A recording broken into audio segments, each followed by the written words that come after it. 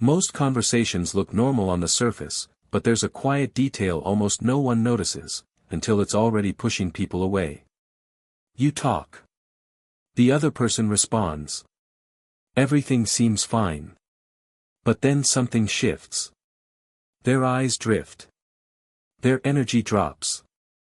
The connection feels like it's slipping through your fingers. The strange part is that nothing dramatic happened. You didn't say anything offensive. You didn't make a big mistake. What happened were small, invisible habits that slowly drain the life out of any interaction. Today, you'll uncover 8 subtle behaviors that damage conversations without making a sound. Once you recognize them, the way you communicate will completely transform. The Stoics understood that most of our problems don't come from malice, but from blindness. Epictetus said that people don't choose to act wrongly, they simply don't see clearly. This applies directly to communication. We often believe we're being present, clear, or kind, but the other person may be experiencing something entirely different. Words are only a fraction of a conversation. Tone, timing, attention, and emotional awareness carry far more weight. When we don't see our own patterns, we become unaware of the impact we have on others, and it's exactly this lack of awareness that creates distance. So let's begin with the most common habit of all. Habit 1. Waiting for your turn to speak instead of listening. It looks like you're paying attention. You nod. You make the right sounds. You keep eye contact. But inside, you're simply preparing your reply. The person shares something meaningful, and while they talk, you're rehearsing what you'll say next. They feel this. They may not articulate it, but they sense the absence of presence. The solution is simple but powerful: pause before speaking. When they finish, wait 2 seconds.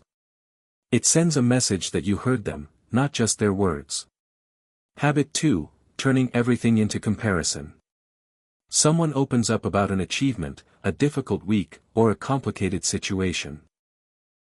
Instead of honoring their moment, you tell a bigger version of the same story. The intention may be connection, but the result is erasure. Their experience loses space. They stop sharing, not because they don't trust you, but because there's no room for them. Before talking about your experience, stay with theirs. Ask a question. Let their moment breathe. Confidence is the ability to let someone else's story stand without needing to top it. Habit 3, giving unsolicited advice. Most people don't share problems because they want solutions. They share because they want understanding. When you cut straight to advice, you interrupt emotional honesty and replace it with a checklist. That feels dismissive, even if you meant well. Ask one simple question before offering guidance. Do you want help, or do you just want someone to listen? This single sentence creates safety. And if you want to build deeper emotional maturity and more peaceful relationships, subscribe to Stoic Spring. Making this content a habit strengthens your inner life and elevates every conversation you have. Habit 4, pulling every topic back to yourself. It's subtle but incredibly draining. Someone shares an experience, and immediately you relate it to your own, not because you want the spotlight, but because it feels natural. Over time, though, the other person learns that conversations with you always circle back to your world. To undo this, remain in their story longer than you normally would. Let curiosity guide you instead of your impulse to relate. Habit 5. Interrupting and finishing sentences. Many people do this thinking they're helping, but the effect is the opposite. When you cut someone off, you signal that their pace or thought process isn't worth the time it takes to hear it. After it happens repeatedly, people stop expressing ideas fully. They keep things short. Safe. Shallow. Wait for the sentence to end. Silence invites truth. Impatience shuts it down. Habit 6, staying on the surface. Asking how someone's weekend was or whether work is busy doesn't build connection. These questions are polite, but they reveal nothing. Depth appears when curiosity appears. Instead of, how was it, try, what stood out to you this week. Instead of, everything good, try, what's been on your mind lately. These questions open doors to a person's inner world, the place where real connection lives. Most people don't hide their depth. They simply wait for permission to share it. Habit 7. Turning conversations into debate. Some people think challenging every opinion makes them sharp thinkers.